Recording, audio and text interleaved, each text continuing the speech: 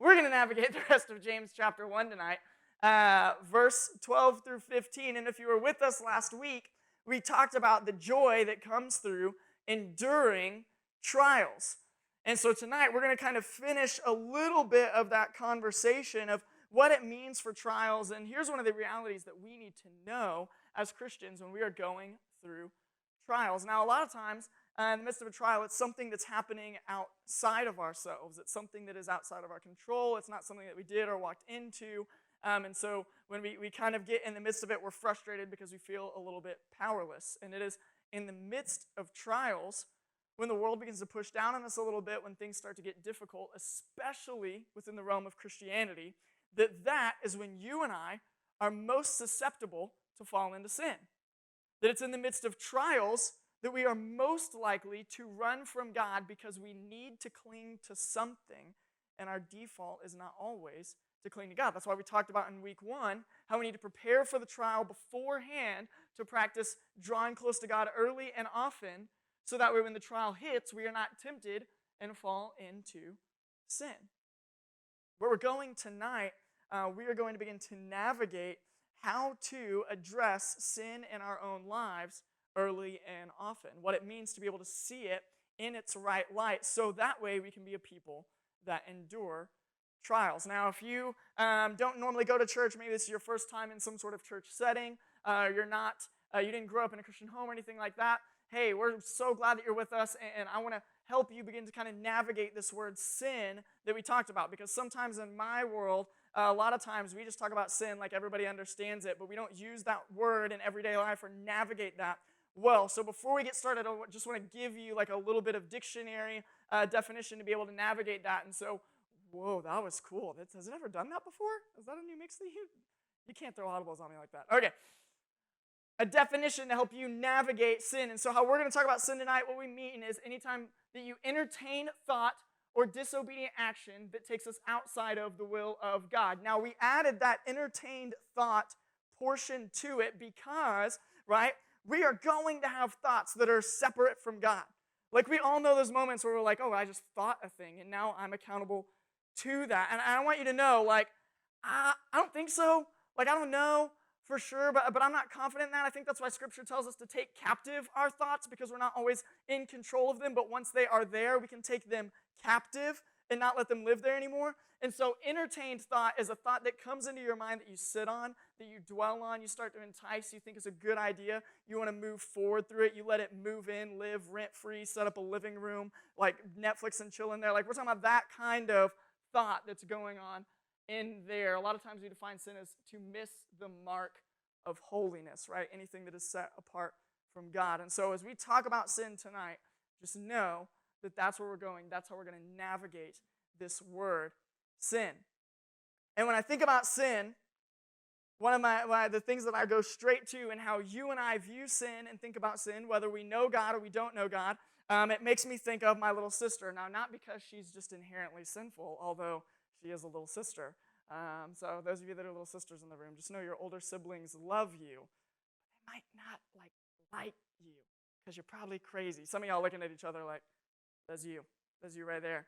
I see you. The Lord sees you. We all see you. Like, you're having that moment, right?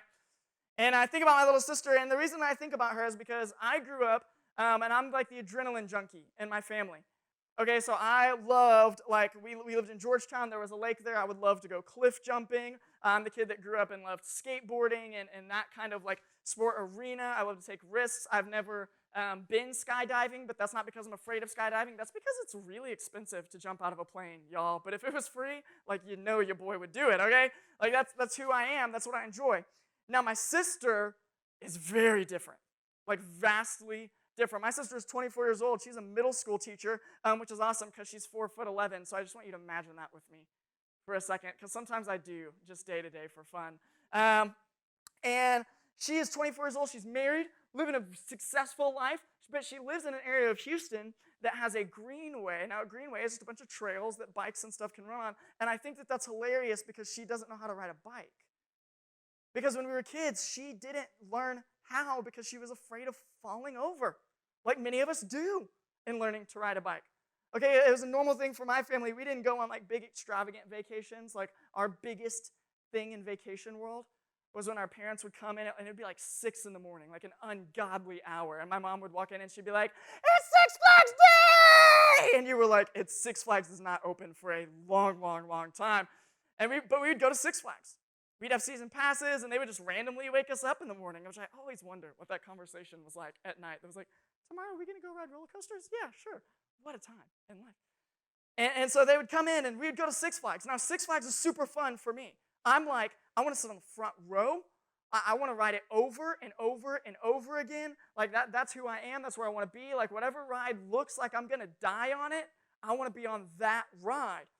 Now, my sister really loves the candy store at Six Flags. Like, for her, she's like a $50 ticket to get an overpriced, oversized Hershey bar. Like, that's my adventure that she's on. And so my parents would have to switch. Like, my dad would ride a ride with me, and then my mom would sit with my sister. And if you know anything about roller coasters, you wait for like 2 hours to ride a 30-second ride. So we're like chilling in line, building up to this awesome thing. And I just always imagine my other parent sitting with my little sister on a bench for just 2.5 hours, like eating a $27 hamburger or whatever it was. Like, that's where they would live. And that was her. She didn't like anything big, anything scary, nothing, because she might die. Like, that was going to be the end. Like, she was that moment that was like, what if the seatbelt comes off? And we're like, what dreams do you dream? Because I'm sitting there going, what if the seatbelt comes off? Like, I'm stoked to live on that. Like, I'm always putting it down like just a little bit because I'm real skinny. Maybe I'll slide out. I don't know. Like, I'm stoked on that adventure. And she's like, no, no, no, no, no. Now, in that same world, she was afraid of these big, scary things, right? The things that they were like, oh, no, no, no, no, I'm not going to do that. We're afraid of big injury, big risk, big death. But my sister loves something that is cute. All right, so one of the things that I will always be ingrained in my memory, my sister can watch a movie on war and not feel a single emotion.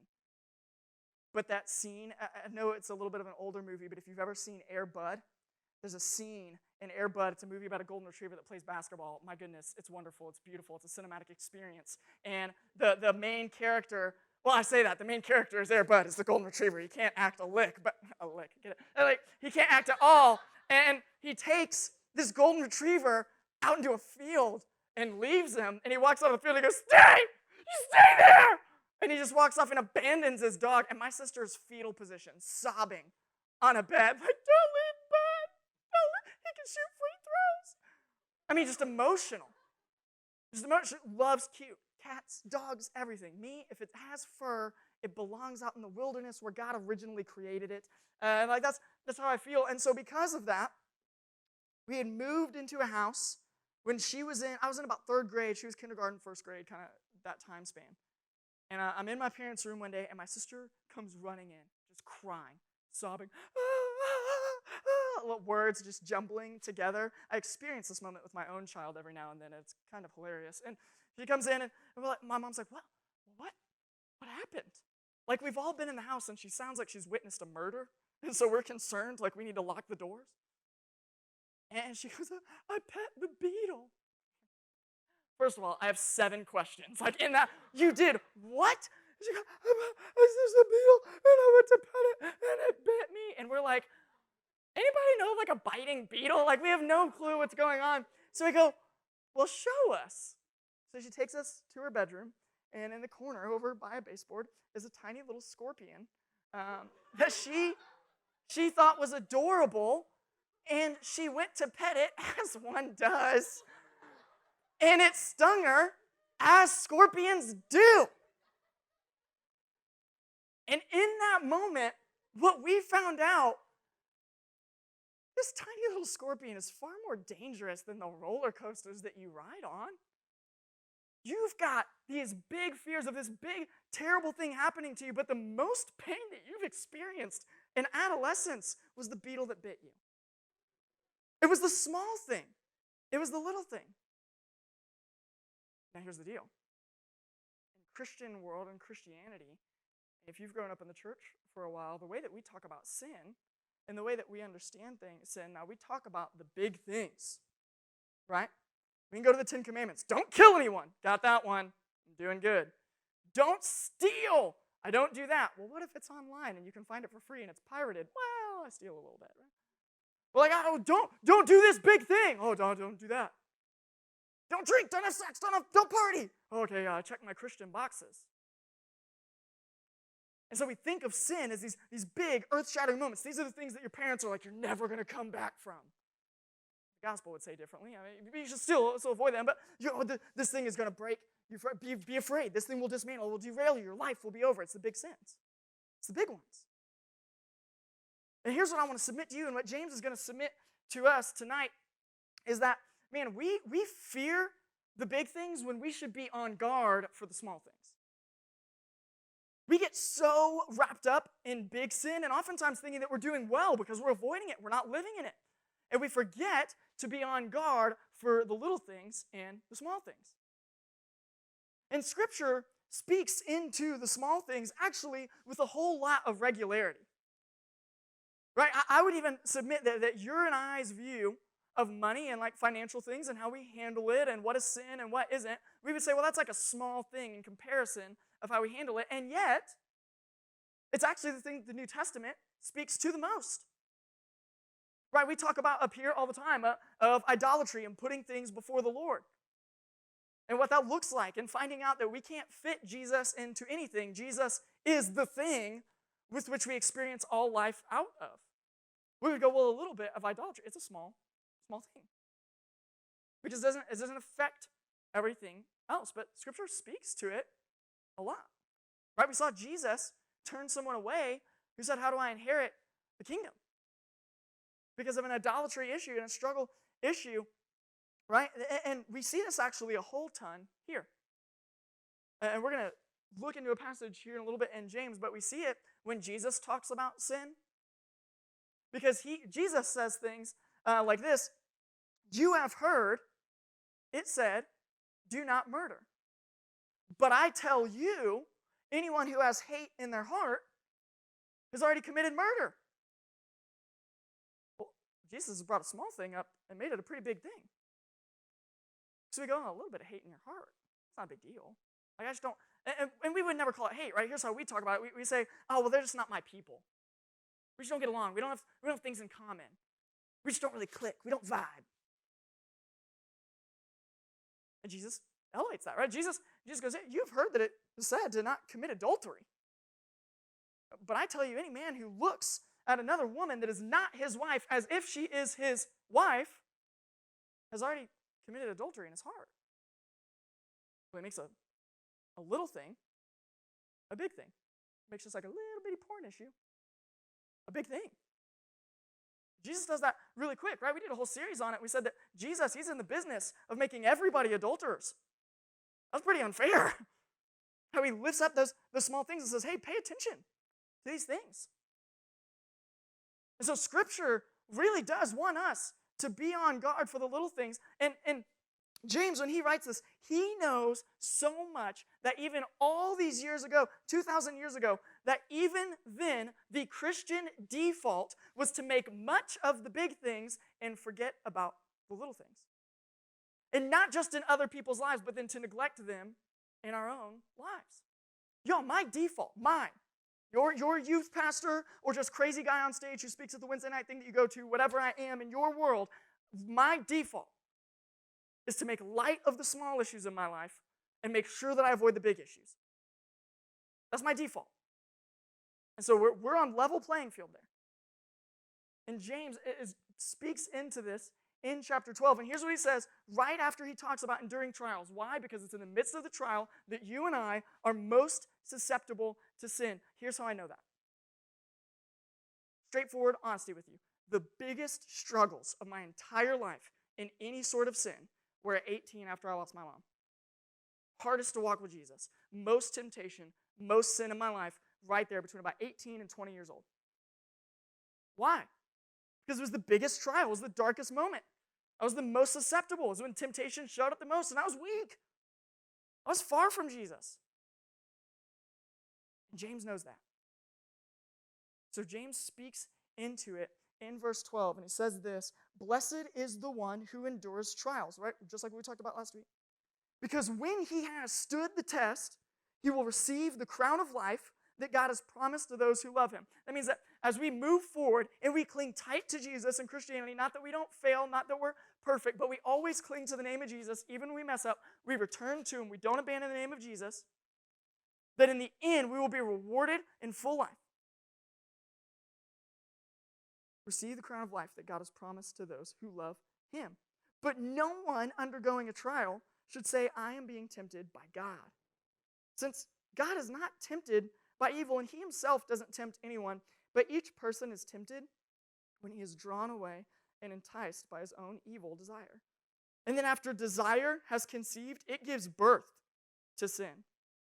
And when sin is fully grown, it gives birth to death. This passage speaks to what Jesus says when Jesus says that you have murdered your brother if you have hate in your heart. It's this idea, our pastor does a really good job with this, and I love the way that he talks about it. He talks about this idea of seed sin. It's beginning, right? No one just wakes up one day and is like, I think I'm going to be an addict. That sounds good. Addiction to anything. Like, well, I'll just take my pick. I'm going to be an addict. Parents don't wake up one day and go, I think I'm going to leave my family. They don't. I promise you. And they don't get to the altar one day and promise before God and man to be together forever. And then be in the situation they are. I want you to know, your parent did not plan that. That was not their roadmap, if that's your life, if that's your family. People don't wake up one day and go, I think I'm going to be a serial liar. I'm just going to lie about everything. People don't wake up one day and go, I think I want to wreck my relationships by the words that I say. Today, I'm not going to speak life, I'm going to speak death. No one wakes up that way. Sin does not just come out of nowhere. It starts in a misplaced desire. A desire that has become evil because it's been put in the wrong hands. Do y'all know oftentimes what sin is? It's just taking something that God has deemed good out of the way that God has designed it and used in another setting. That is often what sin is. And so it's when this good desire, this want, leads to other things, and then it leads to sin, and then it births forth death. Y'all, if we want to endure trials, if we want to resist temptation, we can't just know big picture sin. We have to know how it begins in our hearts. We have to know what the seed form of that sin is. We have to be able to go all the way back to what is the desire that leads to this situation. And so here's what I want to do. If you've never done this before, it's going to be uncomfortable. It's going to be weird. And you know what? I'm cool with that. I'm both of those things at the same time, most of the time anyway. If you're new with us, you're experiencing it the same time that everybody else is. Congrats. Welcome to the Loft. Here's what I want for us, because here's the deal. Here's been my youth ministry experience, as short-lived as it's been. When we ask you what we can pray for or how we're praying, we're like, oh, I got a test this week. Let's pray for that. I got a game this week, and losing sucks. Let's pray for that. That's the extent of your prayer life. And what we have done in the church and as pastors is we often go, hey, because we stood on stage and prayed a certain way, then maybe you picked up how to pray and you'll have a prayer life. Or maybe we did a prayer day, and in that one day, you learned how to create a fruitful prayer life. And the truth is that's not true, because I watch a lot of football and I can't throw a ball. That's not how it works. What we would wish that you would pray for is things like this moment in Scripture that tells us to ask God to search us, to see if there is any fault in us, if there is any sin in us. And so here's what we're going to do. We're going to take just about 60 to 90 seconds. And I'm going to put some words on the screen to help you navigate what that prayer can look like. Simply asking, hey, Lord, search me for sin. Or if you don't even know, if he's not your Lord, if you don't know God, you can simply pray, Jesus, what sin separates me from you? You can just pray it in your heart. We're just going to be silent for 60 to 90 seconds. We're going to play a little bit of music just to kind of fill the awkward tension. And I want you to ask before we move any further, because tonight's text is no good to you. It's no good to you. I've got no more jokes left. There's no more funny stories after this. Tonight's text is no good to you if you don't do work with the Lord and humbly ask, hey, point out any fault in me. And y'all, I want you to know I have to start every day like this. I don't, but I have to. I do my best. This is what it looks like to walk with Jesus. So for 60 to 90 seconds, quietly within yourself, we just ask you to pray and ask Jesus some of these things on the screen.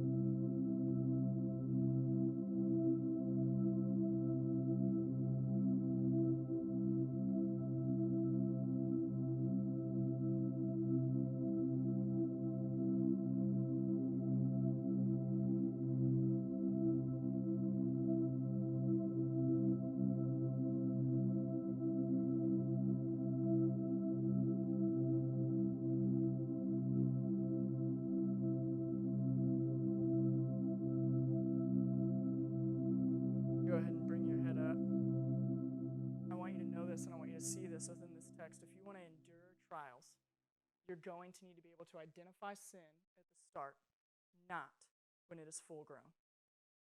You're going to have to be able to identify the little things that lead you to other things. Are you prone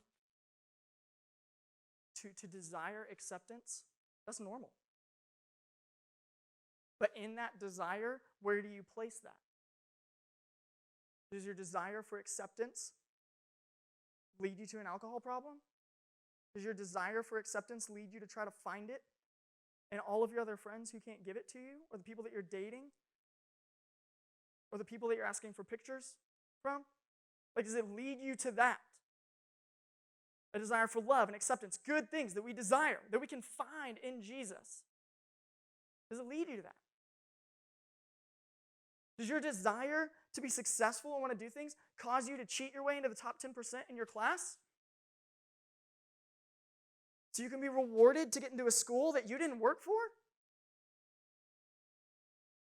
A desire for excellence and to be excellent, I think that's from the Lord. But not to do it that way. Does your desire to make your own self known or to be a part of something big cause you to tear down everything else around you, so you're not actually becoming bigger, you're just making everybody else smaller? What is it that you struggle with? What is the desire that misplaced becomes sin? And we let it live there. And here's what I want you to know. Here's the lie that I have bought into, I believe that Satan wants us to buy into. It's that sin will never be full grown in you. And we go, no, I just have a little bit. I have my sin under control. Sin is not a Labrador. You did not tame it. You didn't housebreak it. It will grow. It may not grow to the fullest extent that it grows within somebody else. I'll give you that. I'll give you that. But it'll grow. It's always growing. And it only wants to hold you captive. Y'all, in Christ, we are free from that sin. Not to keep doing it, but so we don't have to live there anymore. You don't have to live in whatever addiction that you have. You don't have to live in whatever acceptance that you're searching for that you're never going to get, y'all. You're never going to get it. You don't have to live in chasing a caliber of life that you're never going to get to. And if you do, you're going to want more. You can begin to find desire early on. See how it can form into sin and take care of it before it grows. Not on your own, not muster it away, but by going to Jesus just like we did and saying, Lord, identify this in me and show me a way out. Show me how to walk into life. Show me how to be free from this. And if you're in here and you go, I'm not captive to any sin, you're lying to yourself. And here's how I know. One of the things that I tell Haley all the time is a phrase that I try to not use in my house, and it's this. It's, I will never do this. I never say that. I never do.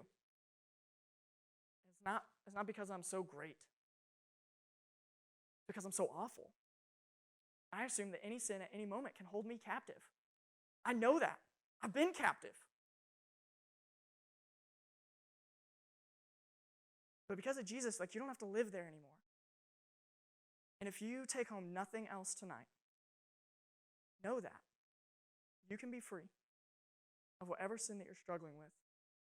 You can give that to Jesus. He can forgive you of that no matter what you have, and then you can walk in freedom regularly, daily, asking Jesus, Lord, identify any fault in me. Not so we can feel bad about ourselves, but because we can't walk out of something that we don't know exists. We can't be free of something that we cannot name.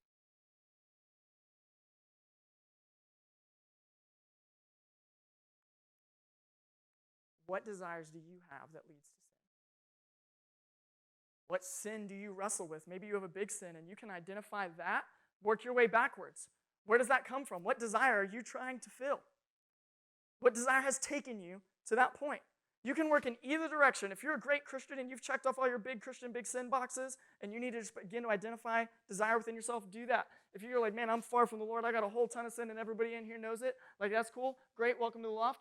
What sin do you wrestle with that you can work back and identify desire within that? Because sin, when it is full grown, leads to death. It's not a maybe, it's not a possibly, it is a definitive given to us in this moment. And we go, I can sin and not die. There are worse deaths than the physical. Like, I need you to know that. And you know that because you've met someone that was dead inside. Growing up, I never had a grandfather. Both of mine died at a really, really early age, and I've got a very complicated family history. The only grandfather that I knew was on my dad's side, and he was married to my dad's mom. He's all I ever knew growing up. I never knew my dad's real dad. And so when we would go, like, spend time with my Nana, is what we called her, as some of you maybe call your grandmother, and we'd hang out over there. He wasn't, like, mean or, like, abusive or anything like that we would say, oh, like, call somebody. That's a problem. But he was just cold. You just knew he didn't want you there. You knew that he was creating issues. There was no kindness, no peace, no gentleness, nothing from the Lord, no fruit of the Spirit. Like whatever vine he was, it was dead. There was nothing coming from it. And I remember being a teenager, and he smoked like a chimney every day of his life, even up to the point where he was on oxygen. He would smoke while on oxygen. I don't know if you know about science. That's how you blow up a house. And they lived in Arkansas, we'd be in Texas, and what was happening is he was literally on his deathbed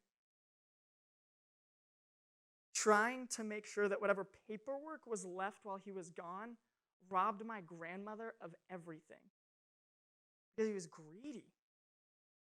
Man, he was greedy. Just the way that he used money, the way that he navigated. I remember just listening to adults have conversations about how you divorce someone that's going to die in 7 days to make sure that you get yours.